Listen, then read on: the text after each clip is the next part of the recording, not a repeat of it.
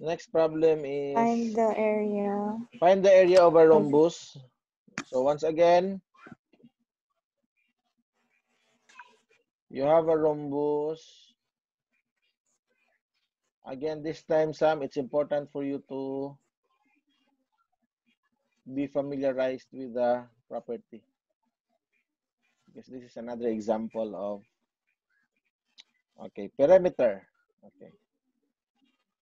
So we'll just call this one A, B, C, D. Right? Okay, and then AC. The AC now is,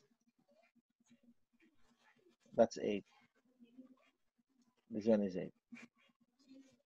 Okay, so you have a perimeter. Some perimeter is, okay, you have a perimeter which is 20, and then you don't know the area. Right? Okay, so if the perimeter is 20, then the sides are, what do you mean when you say perimeter? The number of sides and Perimeter.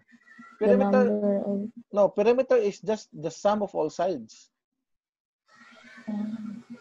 Perimeter is the sum of all sides. That's what it means by perimeter. So if the perimeter is 20, then definitely this is 5, 5, 5, 5. Okay?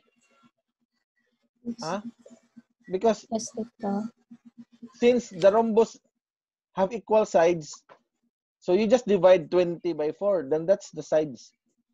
The same as square ba? Okay? Okay. So from here, so again, let's, this is a diagonal, right? Diagonal. This time, we will try to solve this one by this formula of the rhombus. Area is equals to 1/2 times D1 times D2. First diagonal and the second diagonal. Okay? This is the formula we will use. Now, according to the property, once again, according to the property of the rhombus, if this one is the diagonal, the first diagonal, then this is this one. The second diagonal doesn't look good. Okay. It says there that these diagonals, these lines, they are called perpendicular bisector. What does it mean? Meaning, when you say bisector, they cut themselves into half. Okay, they cut themselves into half, and at the same time, they are perpendicular. What does it mean? What does it mean when you say perpendicular? But perpendicular bisector, meaning they form a 90-degree angle. That's what it means. Okay? The diagonal, okay, again, take note of that, The diagonal of the diagonals of a rhombus are perpendicular bisectors. They cut themselves into halves, meaning equal to, and then they form a 90-degree angle. So meaning this one, Sam, is 90 degree. Okay? So if I will draw a triangle out of that, this is how it looks.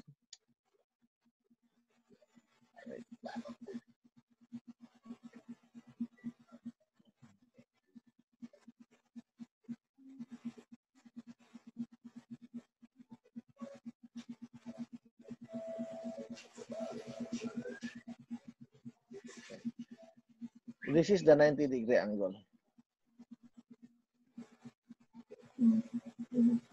Understood, Sam? Sabtan? Okay. Okay. This is the 5. And we don't know this. We call this one X. This one, do we know how much is this? Guess. Is it 8 divided by 2? Yes, very good. Yeah. So it's 4. Why? It's because of the definition of the diagonals, right? They cut themselves into half. From the word bisector. When you say bisector, it's a line that cuts another line into half. Okay? So if this whole thing is 8, it is cut by this another line, then this one's 4. Okay? Do we get that idea? Yes. Okay. Now this time, Yes, you employ now the Pythagorean theorem. Okay? By PT. PT is Pythagorean theorem. By Pythagorean theorem is the square of the hypotenuse. In this case, which one is the hypotenuse? 5. 5, yes.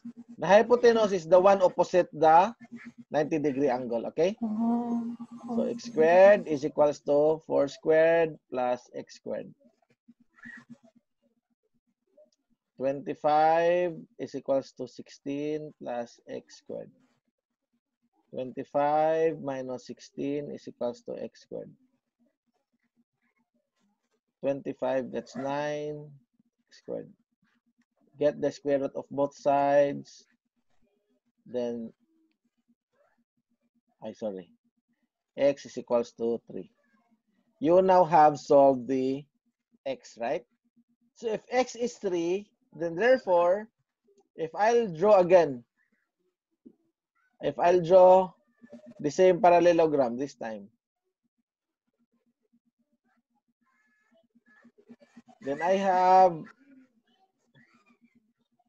a diagonal, which is 8 and 6, right? Okay? Yes. So my D1 is 8, my D2 is twice the x, which is 6, right? Yes, Twice the x. So therefore, area is equals to 1/2 D1 times D2, 1/2 times D1 is 8, D2 is 6. So equals to 8 times 6, 48 divided to 24. Correct? Yes, Tito. Yeah.